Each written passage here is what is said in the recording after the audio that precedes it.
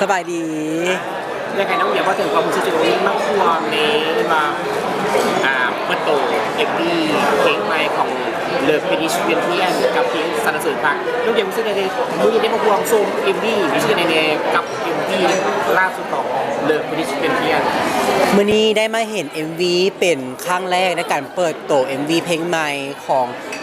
วง The Pianist เนาะรู้สึกตื่นเต้นแล้วก็เห็นมุมใหม่ๆของประเทศลาวทุกๆฉากทุกชิ้นเลยเห็นมุมอีกมุมหนึ่งของสถานที่ในประเทศลาวเฮาเบียร์เองอยู่เบื้องหลังของ MV นี่เป็นซาเลน่าที่ว่าแต่งหน้าให้กับนักแสดงทุกๆคนรู้สึกดีใจแล้วก็ตื่นเต้นเห็นภาพงามๆเฮาก็รู้สึกว่าดีใจแทนกับทีมงานมันนี่อยากให้มาถึงวันที่น้องเดียวรู้สึกว่าเป็นจักว่าให้ผู้ถือลิขสิทธิ์มิสซินิเวิร์สแพงหลวงมาเดี๋ยวอยากบอกถึงเป็นอย่างที่ปฏิมาจริงว่าตั้งใจถือเวลาซื้อลิขสิทธิ์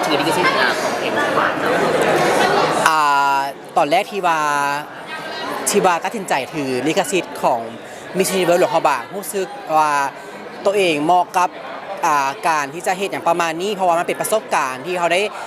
ส่งเสริมหรือว่าส่งนางงามประกวดหรือภาคดันต่างๆนางงามตั้งแต่รุ่นน้อยๆมาถึงรุ่นใหญ่เขารู้สึกว่ามันเป็นทางของเขาแล้วเขาก็จะพัฒนาต่อไปส่งเสริมให้คนที่เขาเจ้ามีความกล้าและก็มีความสามารถในการที่จะไปเวทีระดับโลกซึ่งที่ว่าเลือกแขวงหลวงพระบางก็คือว่าเป็นแขวงหนึ่งที่ว่ามีสาวงามที่ว่าหลายเขาก็อยากส่งเสริมแขวงนั้นส่งคำที่ทันมาอย่างเพราะว่าทั้งคืนมีชีวิตหลวงพระบางเปิดทับสมัครสาวงามแล้วอันนี้อยากให้น้องเกียรติฝากซื้อชวนสาวๆคนสนใจอยากเข้ามาประกวดลุงเห็นพระบางนี่เอาฝากนี้ต้องเบียร์โดยอยากจะบอกว่ามิสซินิเวิร์สหลวงพระบางเปิดทับสมัครกันเด้อเขาจะทับสมัครผู้หญิงที่มีอายุ18 ปีขึ้นไปบ่จำเป็นต้องเป็นคนแขวงหลวงพระบางเป็นคนแขวงอื่นก็ได้ขอแต่มีสัญชาติลาวเป็นผู้หญิงที่มีความรู้ความสามารถกับความพร้อมแล้วก็มีความที่จะใฝ่ฝันที่จะคว้ามงกุฎมิสซินิเวิร์สลาวสาวๆที่มาตรฐานที่มาสิ่งที่สาวๆต้องเกี่ยวข้องที่จะมาประกวดมาลงสมัครในตัวเทนของแข่งขันน้องเดียจะได้สาวงามประมาณสาวงามที่จะมาลงสมัครในแข่งขันสาวงามที่จะเป็นลูกสาวคนที่ของเบียร์ก็คือต้องมีความหนึ่งเลยก็คือความที่ว่ากล้าหาญที่จะต่อสู้กับ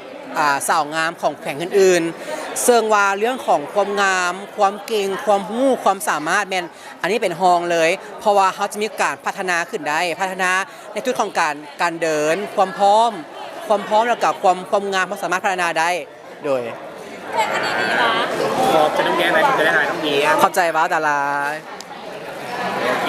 สนับสนุนโดยลาวโฮมอสังหาริมทรัพย์ห้องเสื้อไมสไตล์เมนโฟลเดอร์คำเผาสั่งได้เดอะบาร์เบอร์ลาวมิสเตอร์ลาววีแช่สมสกัดเพื่อสุขภาพ